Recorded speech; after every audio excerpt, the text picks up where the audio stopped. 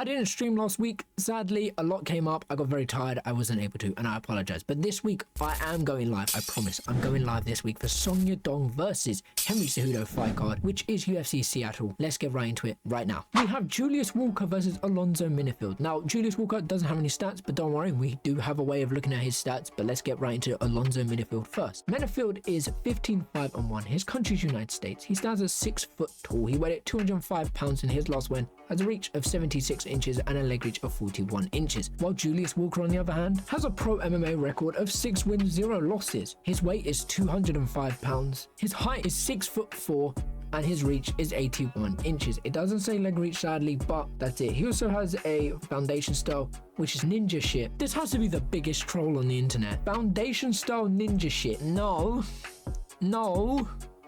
But let's go check Menifield's foundation style, I guess. Okay, so we'll say Menifield's is more Muay Thai, but I cannot tell you for certain because it doesn't say here. Okay, so basically off of these stats, Julius Walker is undefeated, but Alonzo Menifield has 15-5-1. He has 5 losses, 1 draw. He also has 15 wins. He has the experience going into this fight. Country, both from America, doesn't matter. 6'4" from Julius Walker. Again, I don't know how much I can sit here and trust Tapology after what I've just read, ninja shit. Apparently 6'4", so he's got 4 inches taller. They both weighed at 205 pounds in their last win. Julius Walker has the longer reach, while Menifield has the shorter reach. So Menifield is fighting someone who has a height advantage, a quite lengthy reach advantage, and a good record. But Menifield does have that experience. Now, leg reach, we have to give it to Alonzo Menifield currently, but I'm assuming Julius Walker will have the longer leg reach going into this. So Julius Walker has all the stats going in his favor right now. Keep it nice and long, do your ninja shit, and keep it at range. I'm assuming that means you're going to throw kicks and strikes. That doesn't mean you won't get submission. Maybe he does go to the ground. But let's move on to win buys, see how they've got it done in their previous fights. Again, Julius Walker here, we can't go off anything else based off his previous fight or previous fights. While Alonzo does have the 67% KO, 20% submission, 13% decision, with an average fight time sitting at 7 minutes and a knockdown average of 1. While Julius Walker hasn't been recorded, but there is one last way of checking.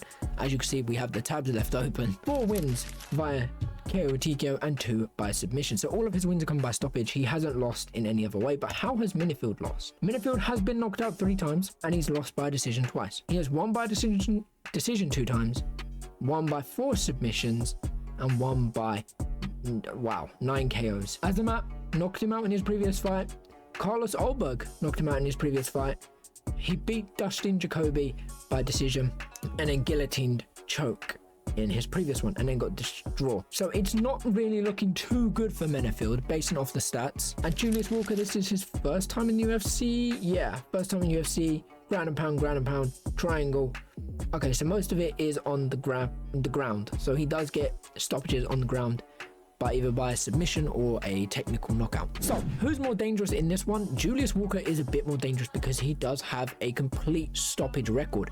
But Menifield, most of his wins are coming by knockout, and most of his wins are coming by a stoppage as well.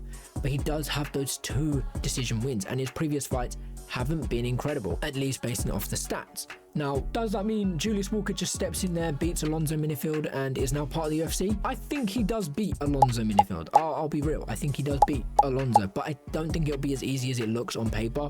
I think it'll be a lot more tactical, a lot more harder. I feel like Alonzo isn't going to be the easiest to fight in the ground, but let's very quickly move on to significant strikes and grappling for Alonzo, because Julius Walker has got no stat in this either. So Alonzo's had an average of 4 punches landed per minute, 54% significant strikes, an average of 4 punches absorbed per minute with a defense of 49%, while his grappling is 1 takedown average, 33% takedown accuracy, 76% takedown defense with a submission average of 0. Alonzo has good takedown defense.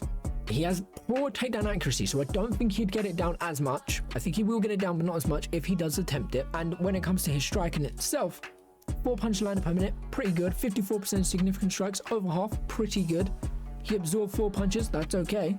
And the defense was 49%. Again, it's average, it's okay. It's in the middle part where I see a lot of fighters. So Alonzo, based off his previous fight, which was a loss. I mean, his 2 previous fights were losses. The stats are not incredibly poor. It's a bit hard to say how this fight's going to play out because there isn't enough stats here, and I wish that UFC would be on this shit instantly. You announce this fight and you're already updating the stats. So it is a lot harder to see him be like, oh, he's going to win because of this. I think it'll be a tough battle back and forth.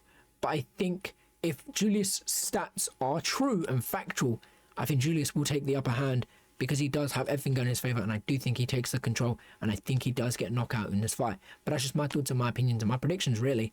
But what do you guys think? Who do you think wins? How do you think to win? Apologies for this not being an amazing video, and apologies for the stats not being completed, but that's not my fucking fault, so step back a little bit. But we've looked at all the stats we can, and that's it from me for today. Hope you enjoyed. I'll catch you in a bit. Take care, and peace.